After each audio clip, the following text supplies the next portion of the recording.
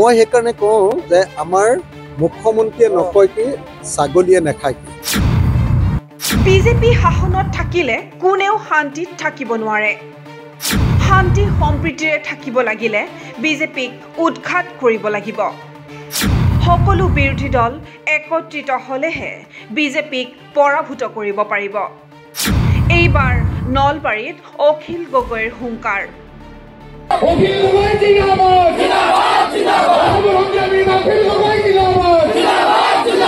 সমাগত পঞ্চায়ত নিৰ্বাচন আৰু 2026 চনৰ বিধানসভা নিৰ্বাচনৰ প্ৰতি লক্ষ্য ৰাখি সমগ্ৰ অসমতে ব্যাপক তৎপৰ হৈ পৰিছে ৰাইজৰ দল।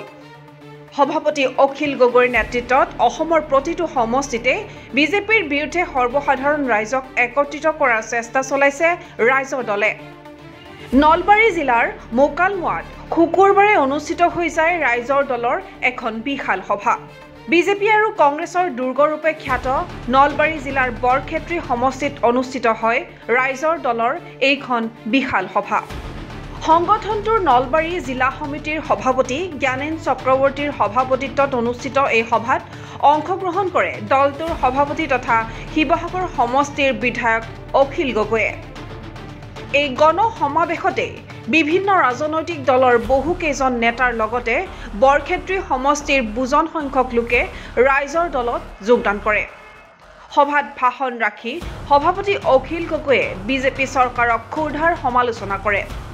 আগন্তুক 2026 চনৰ বিধানসভাৰ নিৰ্বাচনত বিজেপি AIUDF তথা চাচা মামাৰ দলক ব্ৰহ্মপুত্ৰত দলিয়াই দিয়াৰ বাবে ৰাইজক আহ্বান জনায়।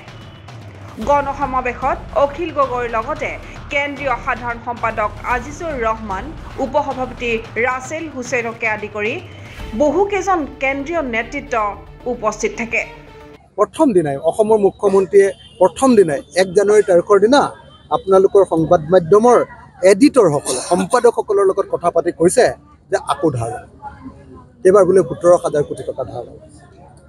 আপুনি কওকচোন যে বছৰটোৰ প্ৰথম দিনটোতে ধাৰ লৈ আমি উন্নয়নৰ সপোন দেখিম এই বুলি ক'ব পৰা মুখ্যমন্ত্ৰীজনক আচলতে ভাল মুখ্যমন্ত্ৰী বুলি ক'ব পাৰিনে?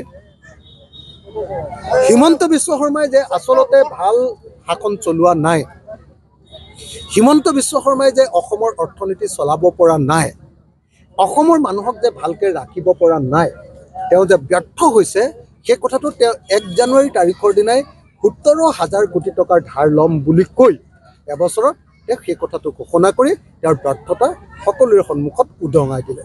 সেইকাৰণে মই ভাবোঁ যে হিমন্ত বিশ্ব শৰ্মাই আচলতে 1 জানুৱাৰীত কোৱা কথাটোৰ পাছৰ পৰা তেওঁ মুখ্যমন্ত্ৰী হৈ থাকিবৰ যোগ্যতাই নাই। তেওঁ মুখ্যমন্ত্ৰী পদৰ পৰা পদত্যাগ কৰিব লাগে মোৰ মতে, কাৰণ তেখেতে যোৱা 25 বছৰ অসমত ৰাজনীতি কৰিলে কিন্তু অসমৰ মানুহৰ কোনো অৰ্থনৈতিক অৱস্থাৰ পৰিৱৰ্তন কৰিব নোৱাৰিল।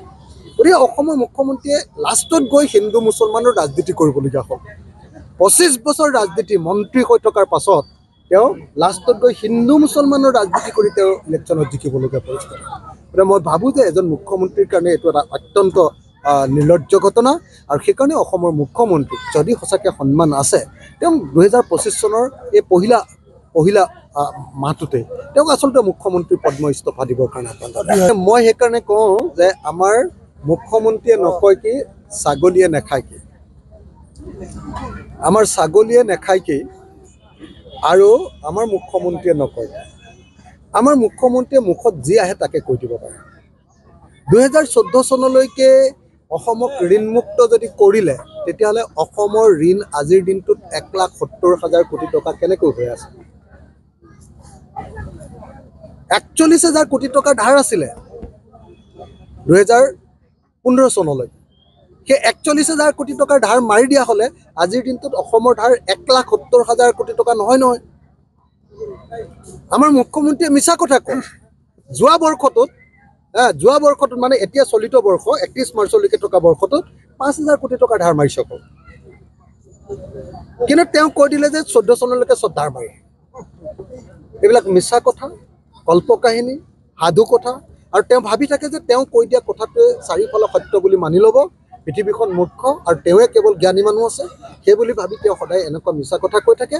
অসমৰ মুখ্যমন্ত্ৰীক মই সঁচাকৈ উন্নয়নৰ কামত হাত দিবলৈ আহ্বান জনাইছোঁ আৰু এনেকুৱা ধৰণৰ বাৰে বছৰবোৰ 2 নম্বৰী কথা কোৱাটো বন্ধ কৰিব লাগে। মুকালমুৱাৰ পৰা আমজাদ হুছেইনৰ ৰিপৰ্ট NV Live।